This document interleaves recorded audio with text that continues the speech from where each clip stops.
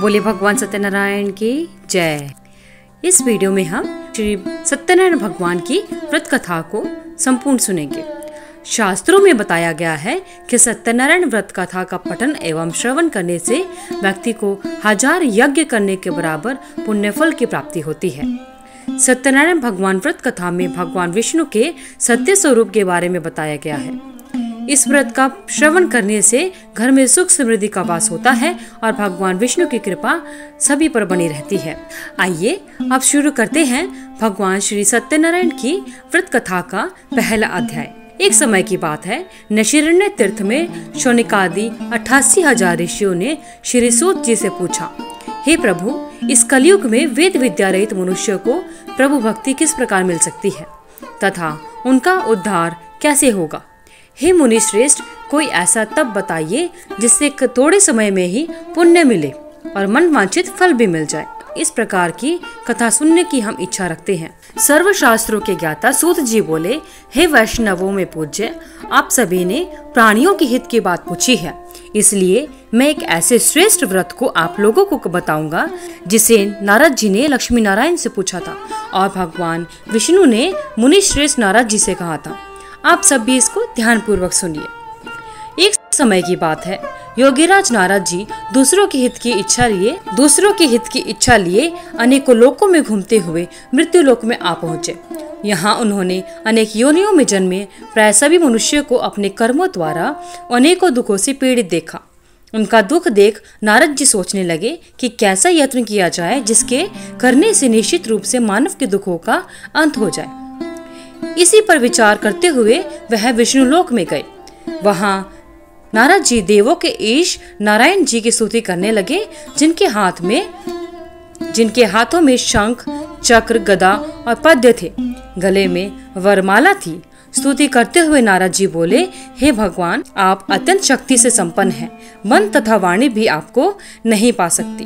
आपका आदि, मध्य तथा अंत नहीं है। निर्गुण स्वरूप सृष्टि के कारण भक्तों के दुख को दूर करने वाले हैं। आपको मेरा नमस्कार। नारद जी की स्तुति सुनकर भगवान विष्णु बोले, हे मुनिश्रेष्ठ, आपके मन में क्या बात है? आप यहाँ पर किस काम के लिए आए हैं, उसे निसंकोच कहिए। इस पर नारद मुनि बोले कि मृत्युलोक में अनेक योनियों में जन्मे मनुष्य अपने कर्मों के द्वारा अनेक दुख से दुखी हो रहे हैं। हे नाथ, आप मुझ पर दया रखते हैं तो बताइए कि वे मनुष्य थोड़े से ही प्रयास से अपने दुखों से कैसे छुटकारा पा सकते हैं। श्री हरि बोले, हे नारद, मनुष्य की भलाई के लिए तुमने बहुत अच्छी बात पूछी है, जिसके करने से मनुष्य मोह से छूट जाता है। वह बात मैं तुमसे कहता हूँ, उसे ध्यान पूर्वक सुनो। स्वर्गलोक व मृत्युलोक दोनों एक दुर्लभ उत्तम व्रत है जो पुण्य देने वाला है। आज प्रेमवश होकर मैं तुमसे कहता हूँ, श्री सत्यनारायण भगवान का यह व्रत अच्छी तरह विधान पूर्वक करके मनुष्य तुरंत ही यहाँ पर सुख भोग कर मरने पर मोक्ष पाता है। श्री हरि के वचन सुन नारद जी बोले कि उस व्रत का क्या फल है और उसका विधान क्या है। यह व्रत किसने किया था? इस व्रत को किस दिन करना चाहिए? सभी कुछ विस्तार से कहिए। नारद जी की बात सुनकर श्री हरि बोले, दुख व शोक को दूर करने वाला, यह सभी स्थानों पर विजय दिलाने वाला है।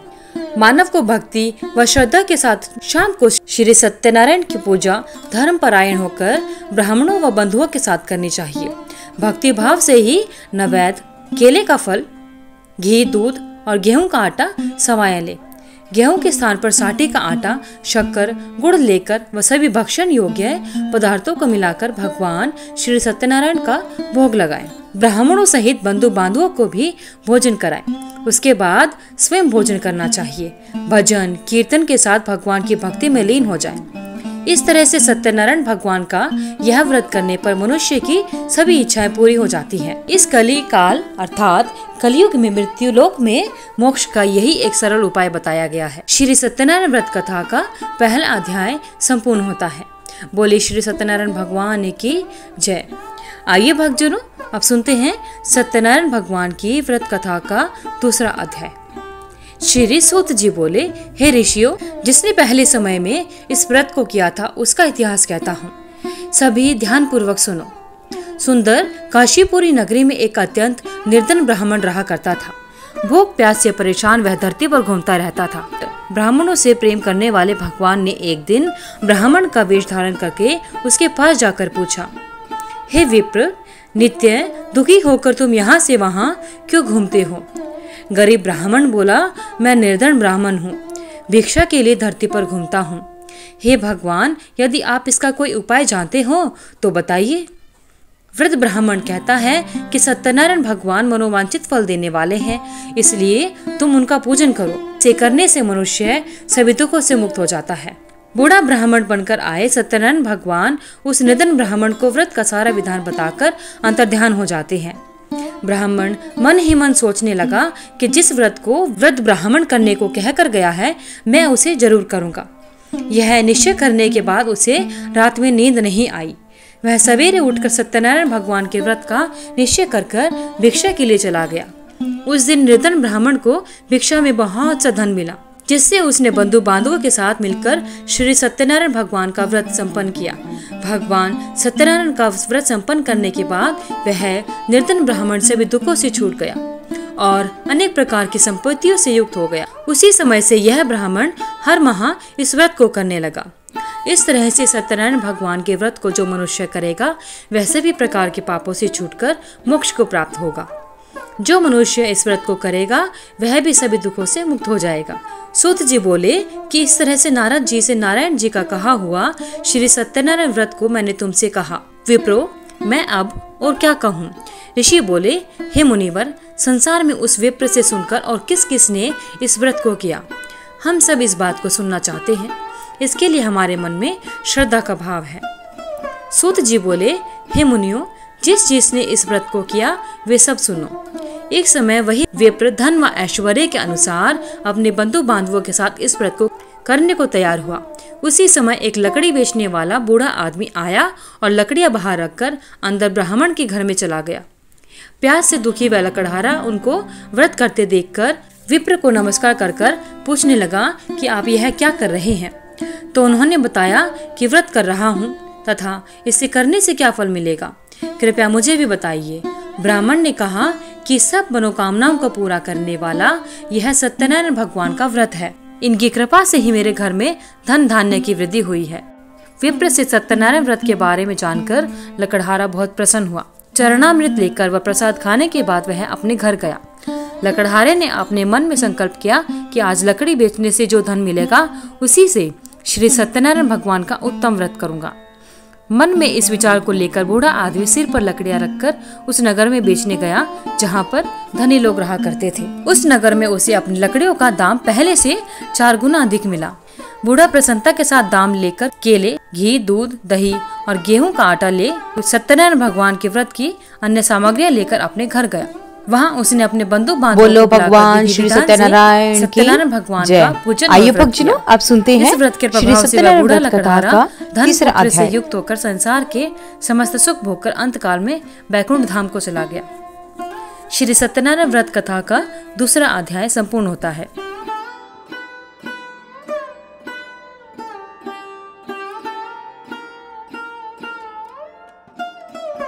सूत जी बोले, हे श्रेष्ठ मुनियों, अब आगे की कथा कहता हूँ। पहले समय में उल्कामुख नाम का एक बुद्धिमान राजा था। वह सत्यवक्ता और जितेंद्रिय था। प्रतिदिन देव स्थानों पर जाता और निर्धनों को धन देकर उनके कष्ट दूर किया करता था। उसकी पत्नी कमल के समान मुख वाली तथा सत्य साध्वी थी। भद्रशिला नदी के तट पर उन दोनों ने श्री सत्यनारायण भगवान का व्रत किया। उसी समय साधु नाम का एक वैश्य आता है और उसके पास व्यापार करने के लिए बहुत सा धन भी था। राजा को व्रत करता देखकर वह विनय के साथ पूछने लगा, हे राजन, भक्ति भाव से पूर्ण होकर आप यह क्या कर रहे हैं? मैं सुनने की इच्छा रखता हूँ, तो आप मुझे बताएं। राजा बोला, हे साधु, अपने बंधु बांधवों के साथ पुत्र की प्राप्ति के लिए एक महाशक्तिमान श्री सत्यनारायण भगवान का व्रत व पूजन कर रहा हूँ। राजा के वचन सुनकर साधु आदर से बोला, हे राजन, मुझे इस व्रत का सारा विधान कहिए। आपके कथन के अनुसार मैं भी इस व्रत को करूंगा। मेरी भी संतान नहीं है और इस व्रत को करने से निश्चित रूप से मुझे संतान की प्राप्ति होगी। राजा से व्रत का सारा विधान सुनकर व्यापार से निवृत्त होकर वह अपने घर गया। साधु वैश्य ने अपनी पत्नी को संतान देने वाले इस व्रत का वर्णन कहकर सुनाया और कहा कि जब मेरी संतान होगी तब मैं इस व्रत को करूंगा। साधु ने इस तरह के वचन अपनी पत्नी लीलावती से कहे। उसके बाद सत्यनारायण भगवान की कृपा से लीलावती गर्भवती हो गई। 10वें महीने में उसके गर्भ से एक सुंदर कन्या ने जन्म लिया। वह दिनों दिन ऐसे बढ़ने लगी जैसे कि चंद्रमा बढ़ता है। माता पिता ने अपनी कन्या का नाम कलावती रखा। एक दिन लीलावती ने मीठे शब्दों में अपने पति को याद दिलाया कि आपने भगवान सत्यनारायण के जिस व्रत को करने का संकल्प किया था उसे करने का समय अब आ गया है। आप इस व्रत को करिए। साधु बोला कि हे प्रिय, इस व्रत को मैं उसके विवाह पर करूंगा। इस प्रकार अपनी पत्नी को आश्वासन देकर वह नगर को चला गया। कलावती पिता के घर में रहकर वृद्धि को प्राप्त हुई। साधु ने एक बार नगर में अपनी कन्या को सखियों के साथ देखा तो तुरंत ही दूत को बुलाया और कहा, मेरी कन्या के योग्य वर देखकर आओ। साधु की बात सुनकर दूत कंचन नगर में पहुंचा और वहां देखभाल कर लड़की के सुयोग्य वाणिक पुत्र को ले आया। सुयोग्य लड़के को देखकर साधु ने बंधु बांधवों को बुलाकर अपनी पुत्री का विवाह उसके साथ कर दिया। लेकिन दुर्भाग्य की बात ये थी कि साधु ने अभी भी भगवान श्री सत्यनारायण का व्रत नहीं किया। इस पर श्री सत्यनारायण भगवान क्रोधित हो गए और श्राप दिया कि साधु को अत्यधिक दुख मिले। अपने कार्य में कुशल साधु बनिया जमाई को लेकर समुद्र के पास स्थित होकर रत्नासारपुर नगर में गया। वहां जाकर दामाद ससुर दोनों मिलकर चंद्रकेतु राजा के नगर में व्यापार करने लगे। एक दिन भगवान श्री सत्यनारायण की माया से एक चोर राजा का धन चुराकर भाग रहा था। उसने राजा के सिपाहियों को अपना पीछा करते देख चुराया हुआ धन वहां रख दिया जहां पर साधु अपने जमाई के साथ रुका हुआ था। राजा के सिपाहियों ने साधु वैश्य के पास राजा का धन पड़ा देखा तो वह ससुर जमाई दोनों को बांधकर प्रसन्नता के साथ राजा के पास लेकर गए और कहा कि हम उन दोनों चोरों को ले आए हैं, आप आगे की कार्यवाही कीजिए। राजा की आज्ञा से उन दोनों को कठिन कारावास में डाल दिया गया और उनका सारा धन भी उनसे छीन लिया गया। श्री सत्यनारायण भगवान के श्राप से साधु की पत्नी भी बहुत दुखी हुई। घर में जो धन रखा था उसे चोर चुरा कर ले गए। शारीरिक तथा मानसिक पीड़ा व भूख प्यास से अति दुखी हो अन्न की चिंता में कलावती ब्राह्मण के घर गई। वहां उसने श्री सत्यनारायण भगवान का व्रत होते देखा। फिर कथा भी सुनी। वह प्रसाद ग्रहण कर रात को घर वापस आई। माता ने कलावती से पूछा कि हे पुत्री, अब तक तुम कहाँ थी? तुम्हारे मन में क्या है? कलावती ने अपनी माता से कहा कि हे माता, मैंने एक ब्राह्मण के घर में श्री सत्यनारायण भगवान का व्रत देखा है।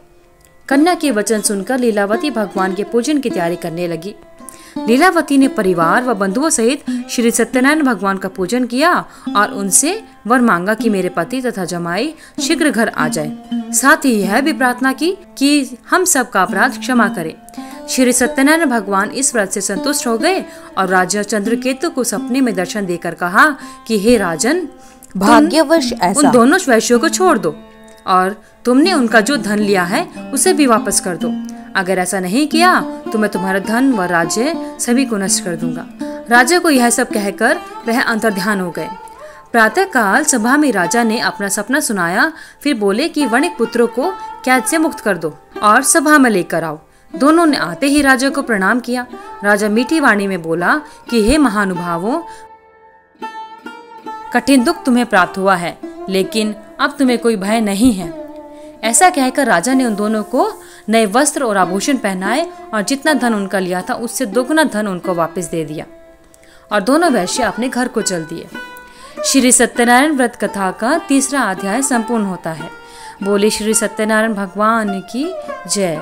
आइए अब सुनते हैं श्री सत्यनारायण भगवान की व्रत कथा का 4था अध्याय। सूत जी बोले, वैश्यों ने मंगलाचार कर अपनी यात्रा आरंभ की और अपने नगर की ओर चल दिए। उनके थोड़ी दूर जाने पर एक दंडी वेशधारी श्री सत्यनारायण ने उनसे पूछा कि हे साधु, तेरी नाव में क्या है? अभिवाणी वणिक हंसता हुआ बोला, हे दंडी, आप क्यों पूछते हो? क्या धन लेने की इच्छा है? मेरी नाव में तो बेल व पत्ते भरे हुए हैं।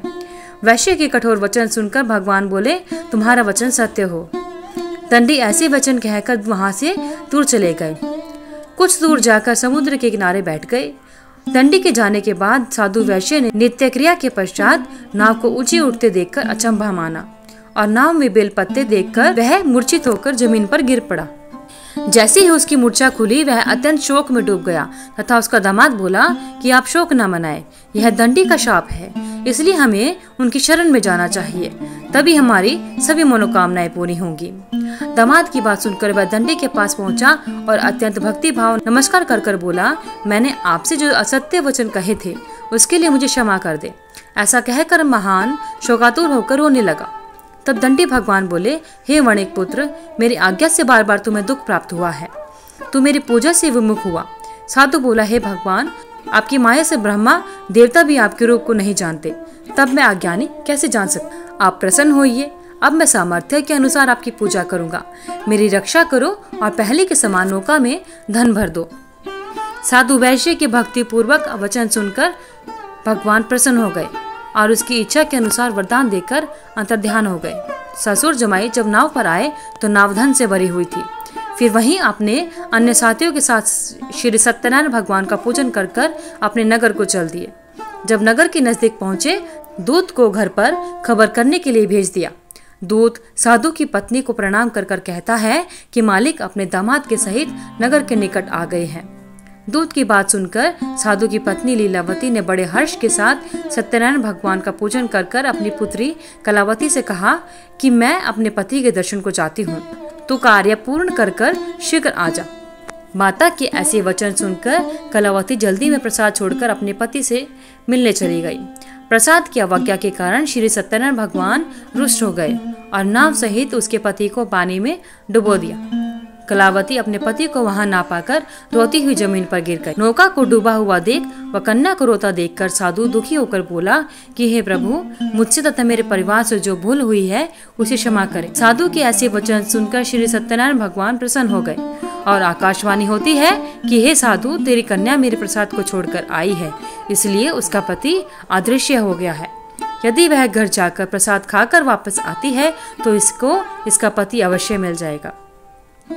ऐसी आकाशवाणी सुनकर कलावती घर पहुंचकर प्रसाद खाती है और फिर आकर अपने पति के दर्शन करती है। उसके बाद साधु अपने बंधु बांधवों के सहित श्री सत्यनारायण भगवान का विधि विधान से पूजन करता है और इस लोक का सुख भोग कर वह अंत में स्वर्ग को चला जाता है। श्री सत्यनारायण व्रत कथा का चौथा अध्याय संपूर्ण होता है। बोले श्री सत्यनारायण भगवान की जय। आइए भक्तजनों, श्री सत्यनारायण भगवान की व्रत कथा का 5वां अध्याय सुनते हैं। सूत जी बोले, हे ऋषियों, मैं और भी एक कथा सुनाता हूँ, उसे विधान पूर्वक सुनो। प्रजापालन में लीन तुंगध्वज नाम का एक राजा था। उसने भी भगवान का प्रसाद त्याग कर बहुत ही दुख सहन किया। एक बार वन में जाकर वन्य पशुओं को मारकर वह बड़ के पेड़ के नीचे आया। वहां उसने ग्वालों को भक्ति भाव से अपने बंधुओं के सहित भक्त सत्यनारायण भगवान का पूजन करते देखा। अभिमानवश राजा ने उन्हें देखकर भी पूजा स्थान पर नहीं गया, न ही उसने भगवान को नमस्कार किया। ग्वालों ने राजा को प्रसाद दिया, लेकिन उसने वह प्रसाद भी नहीं खाया और प्रसाद को वहीं पर छोड़कर अपने नगर को चला गया। जब वह नगर में पहुंचा तो वहां सब कुछ तहस नहस हुआ पाया, तो वह शीघ्र ही समझ गया कि यह सब भगवान ने ही किया है। वह दोबारा ग्वालों के पास पहुंचा और विधि पूर्वक पूजा कर कर प्रसाद खाया तो श्री सत्यनारायण भगवान की कृपा से सब कुछ पहले जैसा हो गया। दीर्घ काल तक सुख भोगने के बाद मरणोपरांत उस स्वर्ग लोक की प्राप्ति हुई। जो मनुष्य परम दुर्लभ इस व्रत को करेगा तो भगवान श्री सत्यनारायण की कृपा से उसे धन धान्य की प्राप्ति होगी, निर्धन धनी हो जाता है और भय मुक्त होकर जीवन जीता है। संतानहीन मनुष्य को संतान सुख मिलता है और सारे मनोरथ पूर्ण हो जाते हैं और अंत काल में वह मानव वैकुंठ धाम को जाता है। सूत जी बोले, जिन्होंने इस व्रत को किया, अब उनके दूसरे जन्म की कथा कहता हूँ। वृद्ध शतानंद ब्राह्मण ने सुदामा का जन्म लेकर मोक्ष की प्राप्ति की। लकड़हारे ने अगले जन्म में निषाद बनकर मोक्ष प्राप्त किया। अब जानते हैं भगवान श्री सत्यनारायण व्रत को करने की या भगवान श्री सत्यनारायण की पूजा करने की विधि क्या है। से चीरकर मोक्ष पाया। महाराज तुंगध्वज ने स्वयंभू होकर भगवान में भक्ति युक्त होकर कर्म कर कर मोक्ष को प्राप्त किया। श्री सत्यनारायण व्रत कथा का 5वां अध्याय संपूर्ण होता है। बोले श्री सत्यनारायण भगवान की जय। हे भगवान श्री सत्यनारायण, जिस प्रकार आपने अपने भक्तों पर कृपा अपनाई, उसी प्रकार आपकी इस कथा को सुनने वाले और आपके व्रत को करने वाले सभी पर अपनी कृपा बनाए रखना।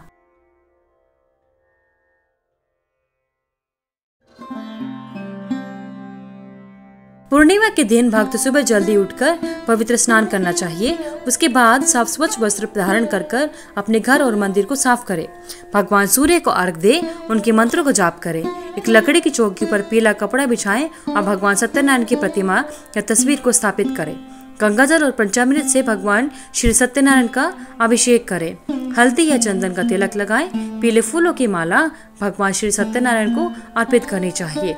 देशी घी का दिया भगवान सत्यनारायण की प्रतिमा के सामने अवश्य जलाना चाहिए। सत्यनारायण व्रत कथा का पढ़ना एवं सुनना आवश्यक होता है और अंत में भगवान सत्यनारायण की आरती करें। भोग प्रसाद परिवार के सभी सदस्यों में बांटे। प्रसाद खाकर अपने व्रत का पारण करें और साथ ही भोजन से व्रत खोलें। हिंदू धार्मिक मान्यता के अनुसार भगवान सत्यनारायण व्रत करने से और भगवान श्री सत्यनारायण की कथा को सुनने से पुण्य फल की प्राप्ति होती है। श्री सत्यनारायण पूजा भगवान नारायण का आशीर्वाद लेने के लिए की जाती है, जो भगवान विष्णु के रूपों में से एक होते हैं। इस रूप में भगवान को सत्य का अवतार माना जाता है। हालांकि सत्यनारायण पूजा करने के लिए कोई निश्चित दिन नहीं होता, लेकिन पूर्णिमा या पूर्णिमा के दौरान इसे करना बेहद शुभ माना जाता है। सत्यनारायण व्रत में पूरा दिन उपवास करना चाहिए और भगवान सत्यनारायण भगवान के मंत्रों का अवश्य जाप करना चाहिए। इस दिन झूठ से और चोरी से और तामसिक चीजों से अवश्य बचना चाहिए। कहा जाता है कि जो भी भक्त सच्ची श्रद्धा के साथ भगवान की पूजा आराधना करते हैं और उनकी व्रत कथा को सुनते हैं या पंडित द्वारा इसकी कथा का श्रवण करते हैं, उसको भगवान श्री सत्यनारायण का विशेष आशीर्वाद प्राप्त होता है। आइए भक्तजनों, अब जानते हैं पौष पूर्णिमा का शुभ मुहूर्त और पूर्णिमा का प्रारंभ व समाप्ति का समय। पौष पूर्णिमा 13 जनवरी 2025 को सुबह 5:03 से शुरू होगी। वहीं पौष पूर्णिमा का समापन 14 जनवरी को सुबह 3:56 पर हो जाएगा। ऐसे में पूर्णिमा के दिन चंद्रोदय का समय शाम को 5:04 तक रहेगा। वैदिक ज्योतिष के अनुसार सत्यनारायण व्रत का रखने से भगवान विष्णु भक्त को अच्छा स्वास्थ्य, समृद्धि, धन और वैभव का आशीर्वाद देते हैं। साथ ही यह भी माना जाता है कि इस दिन व्रत करने से और पूरी श्रद्धा के और विश्वास के साथ सत्यनारायण कथा पाठ करने से सभी संकट दूर हो जाते हैं। इस पंचामृत जैसे दूध, शहद, घी, मक्खन, दही और चीनी का मिश्रण से भगवान उपयोग करने से देवता को साफ करने के लिए किया जाए तो भगवान अत्यधिक प्रसन्न होते हैं। चौकी पर जल से भरा कलश अवश्य रखना चाहिए। भुने हुए आटे में शक्कर मिलाकर भगवान को अर्पित करनी चाहिए और यह पूजा एक आरती के साथ समाप्त होती है, जिसमें भगवान की छवि या देवताओं के चारों ओर कपूर से जलाई गई एक छोटी सी आग की परिक्रमा होती है। आरती के बाद व्रतियों को पंचामृत और प्रसाद ग्रहण करना होता है। व्रत करने वालों को पंचामृत से व्रत तोड़ने के बाद प्रसाद ग्रहण करना चाहिए। बोलिए भगवान श्री हरि विष्णु की जय। बोलिए भगवान श्री सत्यनारायण की जय। धन्यवाद। अगर आपको वीडियो अच्छी लगी तो वीडियो को लाइक करें, शेयर करें, चैनल को सब्सक्राइब करके बेल आइकन को जरूर प्रेस करें ताकि आगे आने वाली सभी वीडियोस की नोटिफिकेशन आप तक समय से पहुंचती रहे। कमेंट बॉक्स में जय श्री सत्यनारायण लिखना ना भूलें।